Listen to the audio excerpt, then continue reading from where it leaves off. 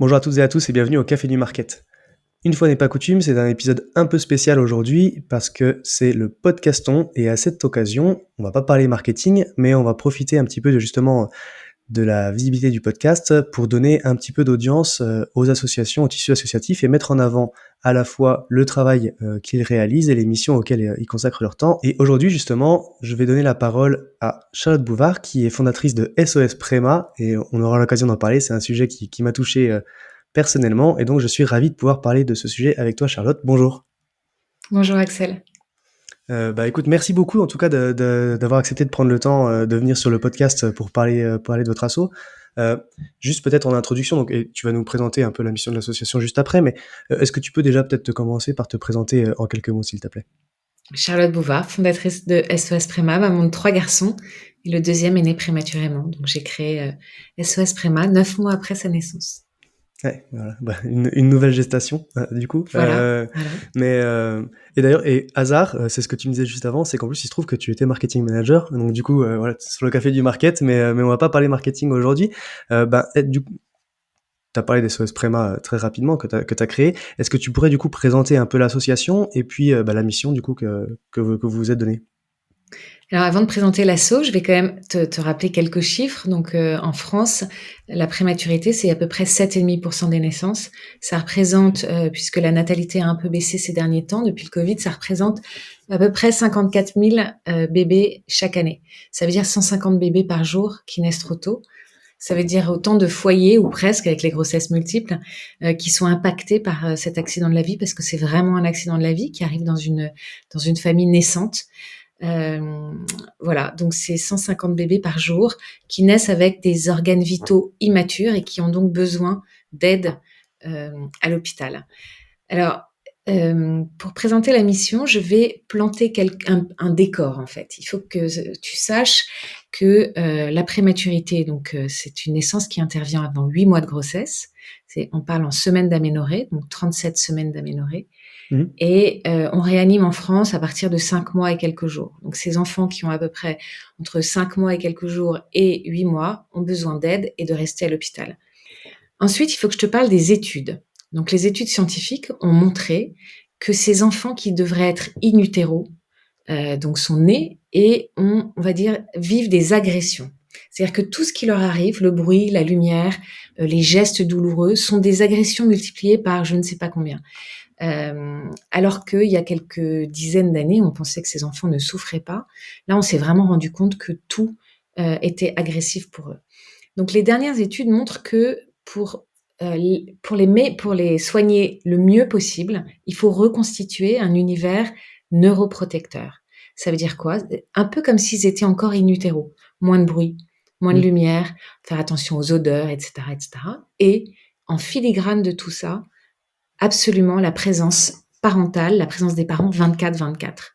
Les études ont montré que ces soins, qu'on appelle des soins de développement, donc qui est, comme je le disais, reconstituent cet univers neuroprotecteur pour l'enfant, eh bien, d'abord, améliore le développement de l'enfant à tous les niveaux et à court, moyen et long terme, améliore le lien parent-enfant et raccourcissent le temps d'hospitalisation en moyenne de 5,3 jours.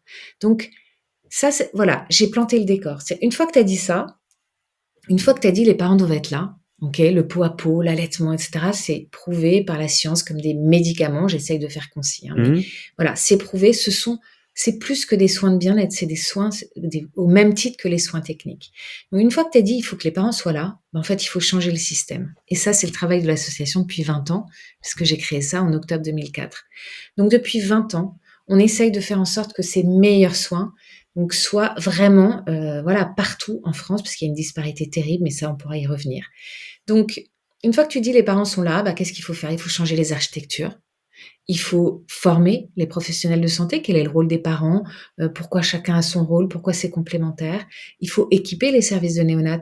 Il faut des lits doubles, il faut des coussins d'allaitement, des transats d'allaitement, il faut des tire-laits, etc., etc.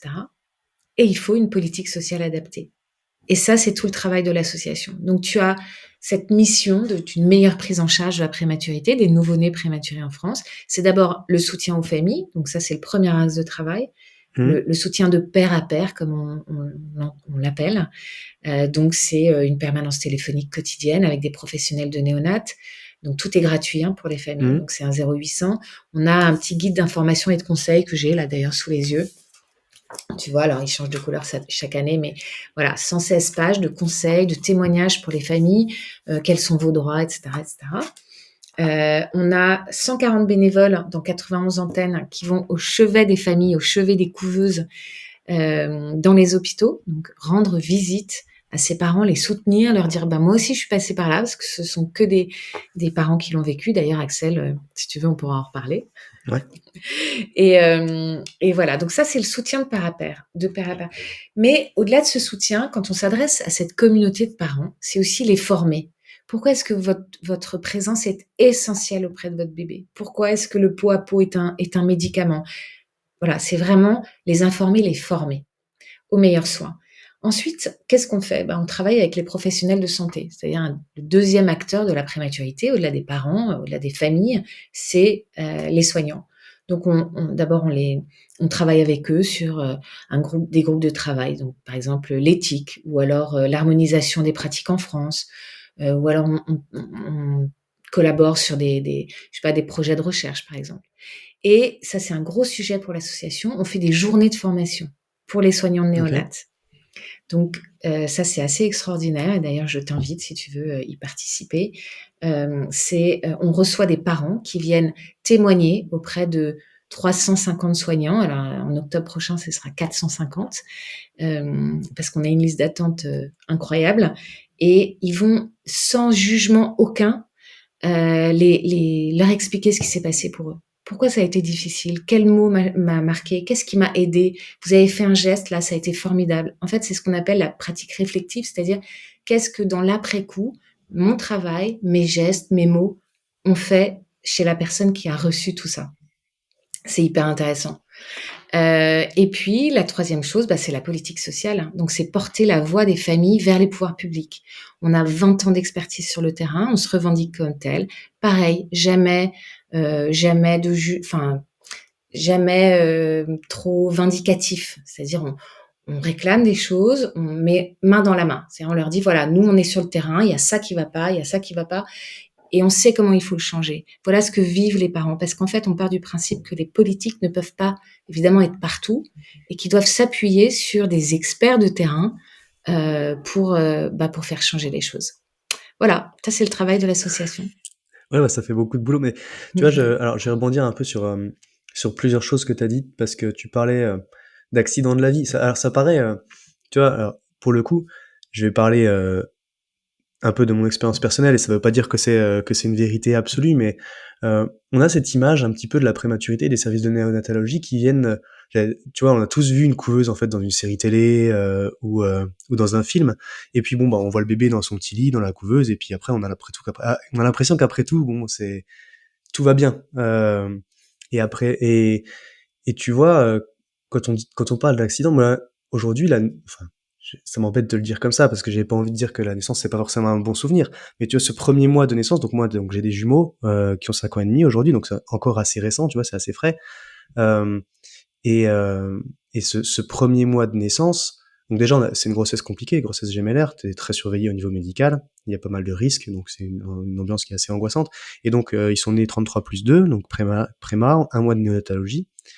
Et, et c'est vrai que moi, ça a été une expérience quand même relativement traumatisante parce que au-delà de la couveuse, ce qu'on découvre en fait quand on est dans un service de néonat, c'est ce que tu disais, que les enfants sont pas assez matures au niveau cardio-respiratoire. Et donc, en fait, de temps en temps, le cœur ralentit. Ils arrêtent de respirer. Et donc, t'as ces lumières rouges et les sonneries dans tout le service, les infirmières qui déboulent, qui les stimulent un petit peu et tout repart. Et puis on dit, mais il n'y a pas de souci, c'est normal en fait. Non, mais sauf que en tant que parent, c'est ultra traumatisant et ça arrive. Enfin, moi je me rappelle la première nuit, parce qu'on a eu la chance dans cette aventure, on va dire, on a eu la chance de pouvoir bénéficier de nouvelles structures adaptées, comme tu l'as dit, donc c'est peut-être certainement grâce à un combat comme le tien, donc merci, merci beaucoup, d'avoir des chambres parents-enfants dans le service de néonat qui venaient d'être refaites. Donc on a pu passer le premier mois avec eux à l'hôpital, à temps plein, Mais la première nuit, tu vois, ça sonnait, ça sonnait toutes les 20 minutes, quoi. Alerte rouge, et donc on voit que les soignants ils maîtrisent que c'est normal en fait, et c'est pas, alors c'est pas grave et c'est normal que ça arrive à ce stade de maturité là, et c'est ce qu'on essaie de nous expliquer. Mais il n'empêche, quand on est parent, c'est une expérience qui est ultra traumatisante, quoi. C'est Bref, donc traumatisant et d'ailleurs, Axel, si demain tu retournes dans une néonate et tu entends tous ces bips, tu vois toutes ces lumières, et ben en fait, tu auras probablement un PTSD, c'est-à-dire ouais, post-traumatic syndrome disorder. C'est-à-dire tout d'un coup, boum, tu es replongé et tu maîtrises pas tes émotions et c'est très surprenant, mais ça veut bien dire que c'est un traumatisme. C'est un mmh, traumatisme aussi parce que la prématurité. Alors, si tu veux qu'on revienne sur la notion d'accident, c'est un accident de vie qui, comme tout accident de vie, va agir en domino. C'est-à-dire, tu as l'accident, ok, la naissance prématurée, et là, tu rentres dans un espèce de tunnel, tu sais pas quand ça va s'arrêter. Enfin, moi, j'ai rencontré mon fils quand il avait 4 jours, quand il est sorti de réa. ouais, Et puis après, s'en est suivi des semaines d'hospitalisation. Ok, tu es dans le tunnel. Et puis après, ben, tu peux vivre en un effet domino, c'est-à-dire, il peut y avoir des dépressions, il peut y avoir des divorces, il peut y avoir des pertes d'emploi, notamment pour les pères. C'est pour ça qu'on a beaucoup bossé sur la place du père et la politique sociale, sur la présence du père, tu vois. Et voilà, c'est un accident de vie et c'est parce qu'il y a ces conséquences humaines et sociales qu'il faut absolument que les pouvoirs publics s'en saisissent, en fait, parce que c'est de la politique long terme, tu vois. ouais, ouais, c'est clair. Et tu disais, ouais, mais si tu, alors alors c'est dans les termes, quand tu dis effectivement accident de vie, moi je me sens presque coupable de le dire, tu vois, que c'était effectivement la naissance. C'est alors, et j'adore mes enfants, c'est la meilleure chose qui me soit arrivée, tu vois? Mais ce mois-là et la naissance, c'est pas un bon souvenir. On en parle et je pourrais pleurer, quoi, tu vois? Rien que d'en Mais reparler, bien de sûr. le vivre comme ça, quoi. Et bref, et du coup, où est-ce que j'allais? Et oui, c'est ce que tu dis effectivement, on en parlait un petit peu en off, juste avant l'épisode là, c'est qu'effectivement, moi j'ai eu la chance, au moment de la naissance de mes enfants, donc juillet 2019, de bénéficier d'un congé parental, du coup, enfin d'un congé exceptionnel plus long sur la durée d'hospitalisation. Donc en fait, c'était une loi qui venait de passer, donc tu m'apprends que, enfin tu vas me le dire, mais comment ça s'est passé? Où en fait, du coup, on a le droit de bénéficier d'un congé jusqu'à 30 jours sur la durée d'hospitalisation quand les enfants sont hospitalisés suite à la naissance. Donc ça, c'est quelque chose que vous avez fait passer en fait juste avant que moi mes enfants naissent. Ouais, tu as eu de la chance parce que ça a été un combat assez long, mais c'est entièrement le combat de l'association SOS Préma. C'est-à-dire, on a fait voter un congé paternité spécifique en cas d'hospitalisation du nouveau-né. Alors, Préma ou pas Préma, on a demandé que ça soit la néonate, c'est-à-dire, tu as un nouveau-né sans sortie de maternité qui est hospitalisé, le père a le droit à 30 jours. En fait, ça va avec ce que je te disais, c'est-à-dire une fois que tu as dit il faut que les parents soient là parce que c'est les meilleurs soins et parce que c'est un médicament pour l'enfant, en fait, hein, un meilleur développement. Ben, en fait, en 2006, on a fait rallonger le congé maternité des mamans de préma. Mmh. En 2019, on a fait créer un congé paternité spécifique pour le père. Ensuite, on a fait voter d'autres choses, mais où on a fait changer des réglementations, mais c'est moins en lien direct, direct avec l'hospitalisation. Donc, par exemple, on a fait voter l'expérimentation d'hospitalisation à domicile en sortie précoce. Bon, tout ça, c'est un peu trop spécifique, donc je vais pas me perdre là-dedans. Mais c'est ça, c'est porter la voix des familles vers les pouvoirs publics et leur dire, voilà, il faut changer ça et on va vous expliquer pourquoi. Et quand en face de nous, on a des politiques qui entendent, en fait, ça marche super bien. Nous, on s'est beaucoup appuyé sur les effets délétères de l'hospitalisation de l'enfant pour le père, donc parce que tu parlais de ce sujet. C'est-à-dire qu'on avait pas mal de pères qui perdaient leur emploi parce qu'ils n'avaient pas fait leurs chiffres de commerciaux ou Ouais. parce qu'ils avaient raccourci leurs horaires et donc ils pointaient pas à la même heure, tu vois, parce qu'ils essayaient de soutenir leur bébé. Et parce que en fait, tu vois, on n'a peut-être pas assez expliqué, mais cet accident de vie, cette naissance dont tu parles, c'est avant tout donner la vie avec la mort à ses côtés. C'est-à-dire que ça devrait être un moment de vie extraordinaire, une naissance dans un foyer, c'est Mmh. formidable quand tu as le couple, enfin, quand tout va bien évidemment, mais et là tu te projettes, on va accueillir un enfant ou 2 enfants dans ton cas et en fait là c'est le choc quoi. D'abord tu as un enfant qui ressemble à tout sauf ce que tu avais imaginé, qui est entre la vie et la mort, qui fait des bradycardies, des ralentissements du rythme cardiaque, Ouais. et cetera et cetera et chaque jour est un jour de gagné et le soir, tu vois, moi, à l'époque, quand je l'ai vécu, donc il y a 21 ans, on avait des horaires de visite. On était Ouais. considérés comme des visiteurs. Et ça, on a fait changer les choses, tu vois. Il fallait demander la permission pour aller voir ton bébé. Mais je sais pas si t'imagines, et Non, encore, mais à certains endroits, on est encore considérés comme des visiteurs parce que, comme je te disais, il y a une disparité. Et en fait, voilà, enfin bref, on pourrait en parler pendant des heures, mais ce vécu de la prématurité, c'est terrible. C'est vraiment voir ton enfant qui souffre en plus. Il faut savoir qu'un préma, il a entre 10 et 54 gestes douloureux par jour. Et ouais, quand tu sais que le pot à pot, c'est-à-dire le pot contre pot, du père ou de la mère, quand tu sais que le pot à pot, c'est un antalgique, mais tu te dis: «Mais non, mais plus jamais il faut toucher à mon bébé sans que je sois là». C'est fou, et ça, c'est ouais. les pays du Nord qui nous ont appris ça. Et c'est en regardant ce que faisaient les pays du Nord et certaines parties des États-Unis, voilà, on a appris d'eux, en fait. Et c'est pas dans les pays du Nord, les enfants n'ont pas la même place dans la société. Ouais, mais écoute, enfin bon, bref, comme tu dis, on pourrait continuer à Ouais. épiloguer là-dessus. Et après tout, tu vois, enfin, donc encore une fois, moi, je le dis de mon vécu. Je sais qu'on a fait partie des chanceux parce que on a eu cette structure d'hôpital adaptée avec la chambre. On a pu être là tout le temps. Aujourd'hui, ils ont grandi, ils vont bien, tu vois. Et mais ça reste quand même un épisode marquant. Et puis, bah, au final, on remercie quand même aussi, tu vois, enfin, le système de santé qu'on a, qui nous a permis de bénéficier de ça à ce moment-là. Bien sûr, Et et tu vois, gratuitement. et Et gratuit gratuitement, et gratuitement. C'est Ouais. là que tu te dis, ah, on paie des impôts, on paie des trucs, mais qu'en fait, Mais ouais, et c'est souvent dans la maladie que tu finis par en avoir besoin. Et ben, quand ça se passe comme ça et que effectivement, bah, t'as été accompagné, ça s'est bien passé, t'as une structure spécialisée, et en plus, ben, enfin, faut dire aussi ce qui est, un mois d'hôpital en néonatologie, ça doit coûter quand même ben, un certain écoute, budget, quoi. bah, c'est très simple, tu peux faire le calcul. Donc en réa, c'est 3 500 € au jour à peu près. Ouais, Et en néonat, c'est 1 500. J'ai pas ouais, ben voilà. les soins intensifs qui sont entre les deux, mais voilà. Donc, tu as des enfants qui restent 6 mois à l'hôpital et on Mmh. sauve nos enfants, et avec des gens extraordinaires. Moi, j'ai rencontré des soignants, des pédiatres, des infirmières, des puères extraordinaires. On le dit pas assez, ça, qui sont évidemment sous-payés, parfois maltraités. Parfois, moi, je vais dans les hôpitaux avec l'équipe SOS Prima, on voit des salles de repos soignants, mais moi, Ouais, j'ai honte, voilà. Mais il y a encore beaucoup de choses à faire, beaucoup, beaucoup. Mais c'est nos plus petits, quoi. C'est nos plus fragiles. Et je le dis souvent. Et je suis au bout de 20 ans et sans faire de politique, vraiment. Je peux te dire que j'en ai pas rencontré beaucoup qui vraiment avaient conscience de ce que représentait l'enfant pour notre pays, en fait. Et je suis effarée de voir à quel point c'est un peu les oubliés, tu vois. ouais. Bon, ils peuvent rien dire, ils sont au fond de leur couveuse ou dans les bras, j'espère, des parents, parce que nous, on milite pour le zéro séparation, pour le plus en plus de peau à peau. Même lorsque l'enfant est sous respiration artificielle, il faut qu'il soit contre les parents, il soit avec les parents. Il faut que la cellule familiale soit prise en compte. Il faut que le soin soit construit autour de la famille et non plus autour de l'enfant. Enfin, voilà.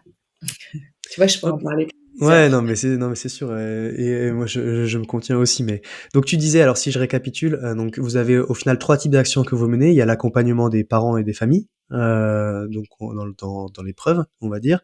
Le Ouais, travail avec les soignants et les équipes médicales et potentiellement des équipes de recherche.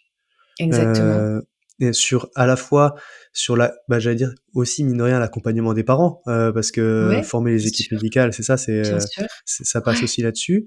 Et à la fin, il y a le terrain législatif, on va ouais, dire les actions à et mener pour faire réglementaire, ouais, évoluer, sur les politiques, quoi. C'est exactement. ça? Ouais, c'est ça. Et OK. on a aidé, gracieusement, sans aide de l'État, hein, depuis 20 ans, 1 million de familles. Ouais, bah, quand tu disais effectivement le nombre d'enfants prématurés Ouais, qui naissent chaque jour, effectivement, ça compte vite. ouais, OK, très cool. Bah, du coup, alors tiens, tu as parlé effectivement de sans aide de l'État. J'allais dire, je vais pas changer de sujet, mais en tout cas, dans le fonctionnement d'une association, un petit peu comme pour une entreprise qui cherche à attirer des clients, en tout cas, vous avez des tas d'actions de communication, de marketing à mener, marketing entre guillemets, mais parce que du coup, vous avez plusieurs types de publics. Vous avez à la fois les bénévoles à attirer, et puis après valoriser aussi le travail des actions. Peut-être on parlera de financement après, mais en tout cas, c'est quoi les enjeux de communication d'une association? Et comment est-ce que vous vous y prenez? Qu'est-ce que vous avez en place du coup chez SOS Préma pour faire un peu connaître, j'allais dire à la fois recruter du bénévole et puis faire connaître aussi ce que les actions que vous menez? Comment est-ce qu'on finance l'association? Eh bien, on a des sponsors et des mécènes. Les sponsors, donc la différence entre sponsoring et mécénat, pour ceux qui connaissent pas, c'est quand le sponsoring, tu as un retour sur investissement. Tu as de la visibilité directe, en tout cas, sur ce que tu fais pour l'association. Et mécène, non. Mécène, il y a l'image, évidemment, hein, mais sinon, il n'y a pas de retour direct. Et dans ces mécènes, tu as soit des entreprises, soit des donateurs privés. Et c'est là où, effectivement, la communication entre en jeu. Alors, en fait, moi, je venais du marketing, comme tu l'as dit, Ouais. et je me suis dit, OK, bon, de toute façon, avant d'avoir une aide de l'État, va falloir que quelques années se passent. J'attends toujours d'ailleurs. Avant d'avoir une aide de l'État, bon, on va faire d'autres choses. Donc, en fait, je suis allée voir des sponsors potentiels, c'est-à-dire des entreprises qui avaient un intérêt à parler auprès de cette niche, qui est pas une grande niche, enfin, c'est pas une grande niche, mais c'est pas petit non plus, hein, tu vois, parce que c'est 100 000 pères et mères annuels quand même, hein. Mmh. Donc, d'ailleurs, c'est ce que je dis au pouvoir public, hein, quand je leur dis, c'est 100 000 électeurs potentiels, parce que voilà, faut parler leur langage. Mais ben voilà, je parle le langage aussi des entreprises. Bon, en marketing, c'est pas moi qui vais t'apprendre que tu dois parler le langage de la personne qui est en face de toi. Donc, quand je vais voir je dis je parce qu'au début, je l'ai créé toute seule, hein, donc, Ouais. je vais voir des boîtes et je leur disais voilà, moi, je veux monter une association. Donc, comme je venais du conseil en management, donc, j'étais dans le marketing, en fait, j'avais une très belle présentation PowerPoint, mais j'avais rien en fait, rien du tout. J'avais juste mon expérience. Alors, en général, je les faisais pleurer un peu, hein, en racontant l'expérience. Parce que d'abord, j'étais encore très émue, et puis après, il fallait aller les chercher, quoi, les Ouais. tripes, tu vois. Et je leur disais, voilà, il n'y a pas d'asso qui existe, il faut faire quelque chose. J'avais déjà mes 3 bullet points, tu vois, avec l'aide et le soutien aux familles, le dialogue et le travail avec les équipes, et la formation des équipes médicales, et la sensibilisation des pouvoirs publics. Et je leur disais, bon, pour ça, je vais faire ça, ça et ça, pour ça, ça, etc. Et puis, je leur ai dit, je vais faire rallonger le congé maternité des mamans de préma parce qu'il n'est pas du tout adapté. Et qu'à l'époque, parfois, des mamans reprenaient, avoir été censées accoucher, elles reprenaient leur travail. Hein, OK. c'était l'enfer. Ouais. C'est un autre débat. Et il y en a qui m'ont dit, oui, c'est ça. Bon, écoutez, allez d'abord changer la loi, puis vous viendrez nous voir quand ce sera fait, tu vois. Ouais. Et en fait, je les regardais, je me disais, mais en fait, ils sont fous parce que, évidemment que ça va marcher. D'abord, c'est un vide juridique. Et puis, en plus, il n'y a pas d'assaut. Ça représente une énorme population. Et puis c'est juste comme combat, comme, tu vois, c'est juste Mmh. comme cause. C'est nos tout petits, quoi, tu vois. Et c'est nos enfants. Et j'ai eu des boîtes extraordinaires qui, alors je suis allée de relation en relation, c'est-à-dire, tiens, j'ai mobilisé tout mon carnet d'adresses. De toute façon, c'est Mmh. souvent ça, les associations. Et je leur ai dit, voilà, tu connais pas quelqu'un chez Danone, par exemple, ou tu connais pas quelqu'un chez Procter, voilà. Et à chaque fois, Mmh. ah si, attends, j'ai un copain qui bosse là, ou moi je bosse là dans tel service, je vais demander à ma collègue qui bosse dans tel service. Ça s'est fait comme ça au début, parce qu'il faut montrer un peu patte blanche dans ces grosses boîtes. Et puis je suis allée les voir et je leur ai dit, voilà, je veux faire ça. Et eux, tout de suite, ils sont partis. Ils m'ont dit, allez, bingo, on part avec vous dans l'aventure. Et j'ai 2 partenaires, c'est pas anodin, hein, que je les ai cités, c'est 2 Mmh. partenaires qui sont partis avec moi dans l'aventure, mais immédiatement en février 2025. OK. N'importe quoi, 2005. Oui. Tu vois, je l'ai monté en octobre 2004. Donc ça fait 20 ans. Et ils sont toujours là. Et donc en contrepartie, je leur ai proposé des choses. C'est-à-dire, je leur ai dit, voilà, moi je vais faire un petit guide d'information et de conseils. Bon, à l'époque, il n'était pas aussi épais, hein. Ouais. Bien, voilà, je vous propose de la visibilité. Donc, par exemple, hop, une page de pub. Ouais.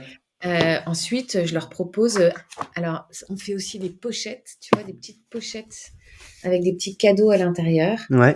Et je leur dis, si vous voulez, vous pouvez mettre un petit échantillon dans la pochette. Alors, à l'époque, c'était une petite mallette en carton. J'avais fait, tu sais, les petites mallettes qu'on avait quand on était petit. Je sais Ouais. pas si tu as vu ça avec des petites poignées en fer, là. Et donc, c'était des mallettes grandes comme ça.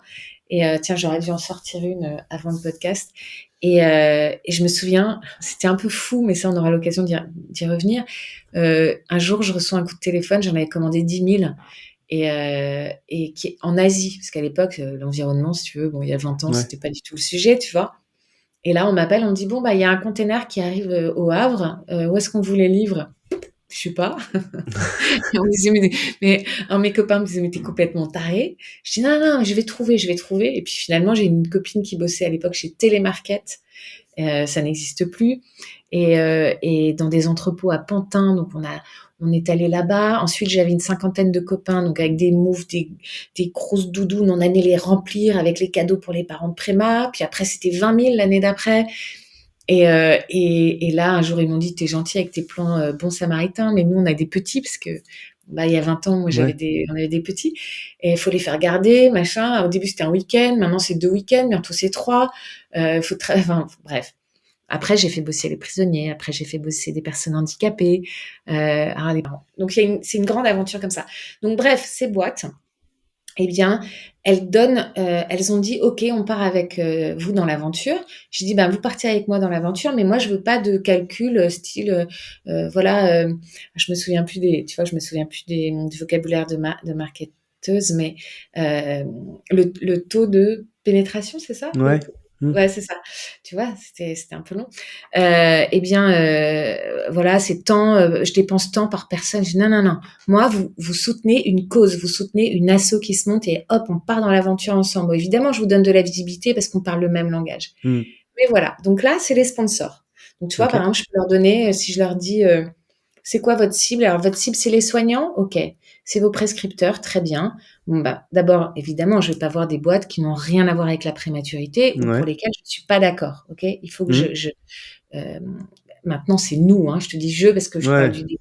Mais on va d'abord valider, notamment avec notre comité scientifique, on va valider que le produit est OK, etc. Enfin, tu vois.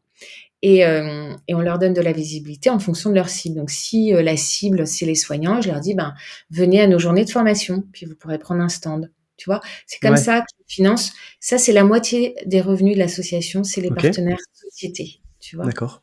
mécènes ou sponsors, mais parce qu'en général, ils ont une partie mécénat, une partie sponsoring. Bon, voilà.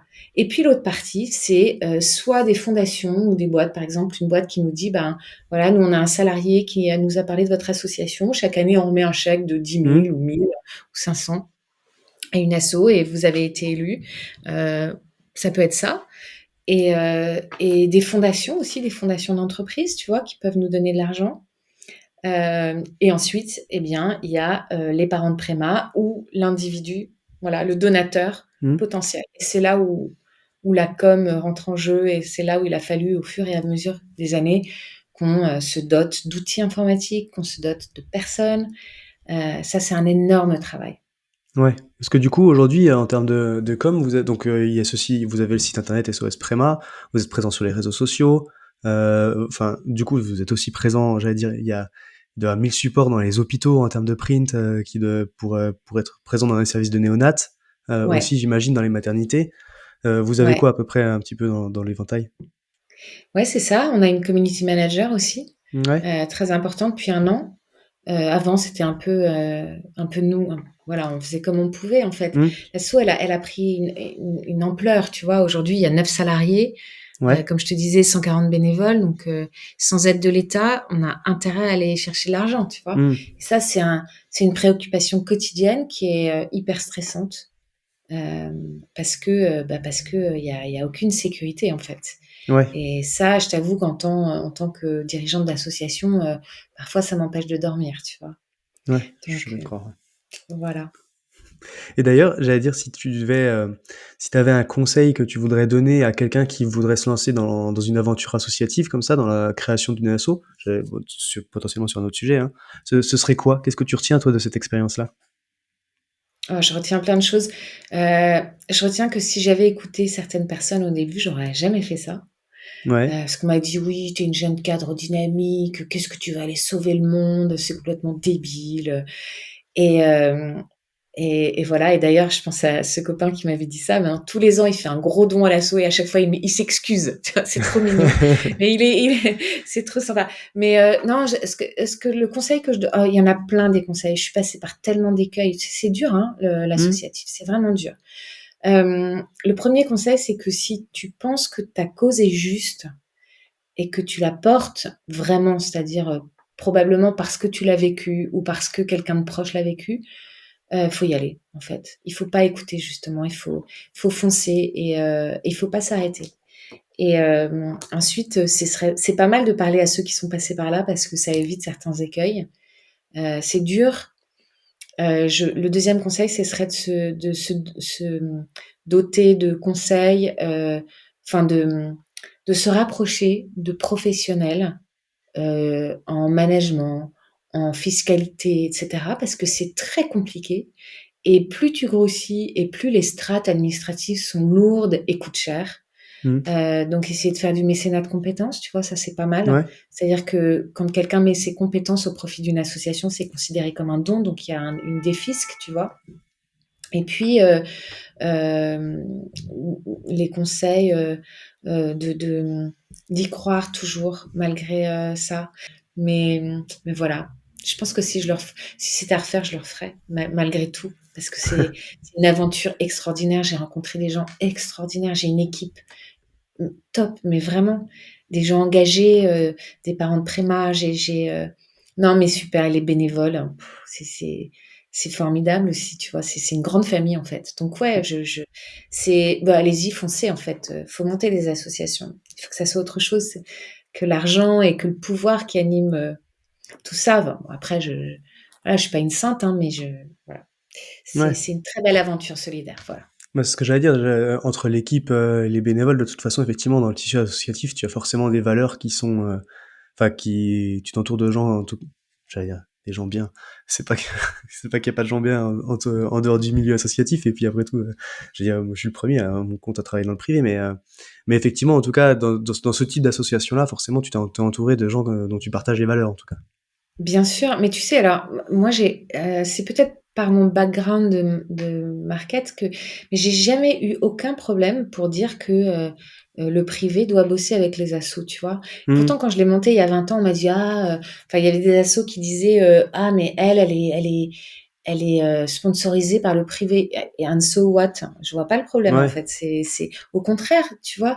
Moi, je suis allée pourquoi ça a fonctionné? C'est parce que je suis allée voir des gens qui avaient les manettes d'une bourse et moi je suis allée les voir en leur disant: «Voilà, sur un plateau, je t'apporte un dossier, je t'apporte un projet qui va donner du sens à des journées qui parfois dans les grosses boîtes ou dans les petites boîtes, enfin parfois c'est des journées compliquées qui ont Mmh. pas enfin tu dois courir après, tu dois faire des reporting, courir après, de tu vois les bénéfices et cetera, enfin voilà, et moi je leur apportais quelque chose d'autre, tu vois? Et j'ai rencontré des gens extraordinaires qui disaient: «Bah ouais, mais moi j'ai un budget market, on y va quoi, ou un budget com ou un budget, sales», tu vois? Mmh. Et moi j'ai aucun problème à il y a des gens avec des valeurs extraordinaires et contrairement à ce que l'on pourrait penser dans l'associatif, il y a pas que des gens, tu vois, il y a aussi des gens qui viennent régler des choses. Ouais. C'est la même chose qu'ailleurs, voilà. Mmh. Ce que je voudrais rajouter aussi à ceux qui veulent monter une asso, c'est que, je l'ai créée comme une entreprise et je pense que Ouais. c'est pour ça que ça a marché. C'est-à-dire, avec des process, avec, comment dirais-je? Des règles, avec, des salariés aussi. Tu Mmh. peux pas exiger la même chose à des bénévoles, tu vois? Ouais. Donc, Ouais, de toute 2 bénévoles, façon, pardon. effectivement, on le voit dans ton approche, comme tu le dis. Bon, bah, écoute, très cool, merci pour tout ce retour d'expérience, en tout cas, et ce partage sur cette aventure, au final, associative. Bon, du coup, d'habitude, je conclus, mais là, voilà, je vais te laisser le mot de la fin, si tu veux faire passer un message en particulier, du coup, peut-être, bon, à la limite, je sais, par rapport à ta mission ou ce que tu veux, parce que, on a bien compris, mais en tout cas, je te laisse passer ton dernier message pour conclure un petit peu cet épisode ensemble. Merci Axel. Écoute, j'en ai 3. Alors le 1er, c'est une phrase, j'ai été élevée avec cette phrase par mon papa, qui est décédé d'ailleurs. Mmh. Et bien, c'est «Sky is the limit». C'est-à-dire si tu crois que c'est juste ce que tu fais, faut y aller à fond. La deuxième, c'est, je dirais, faire des dons, que ça soit pour l'association ou pour une autre. Mais il y a plein d'assauts extraordinaires, il y a des causes formidables et quand, voilà, si chacun pouvait donner, tu vois, on a aidé 1 million de familles, si chacun donnait 1 euro, ce serait formidable, tu vois? Mmh. Mais même les autres, voilà, donnez-nous, de quoi continuer, donnez aux associations de quoi continuer parce que le tissu associatif en France est assez formidable et puis, la 3e, c'est, ce qu'on fait, tu vois, tu parlais d'environnement, tu parlais donc l'environnement, c'est du développement durable. Eh bien, quand on s'occupe des tout petits, des si fragiles, toi, tu sais de quoi je parle, eh bien, je dis souvent, ce sont aussi nos adultes de demain. Et Mmh. donc, voilà, on investit sur notre avenir. C'est notre avenir, nos enfants. Donc, c'est une très belle cause. Voilà. Très Et cool, bah, merci de m'avoir donné la parole. Merci avec beaucoup. plaisir Charlotte, c'était vraiment, vraiment un plaisir, et puis encore une fois, du coup, bah, moi je te remercie, d'être venue parler de ça déjà sur le podcast et puis, pour tout ce que vous faites parce que du coup j'ai été, aux premières loges pour voir que ça servait. Donc encore une fois, merci pour tout et puis bon, bah, là là-dessus, je te souhaite une bonne journée. Merci Axel. Bonne journée à toi.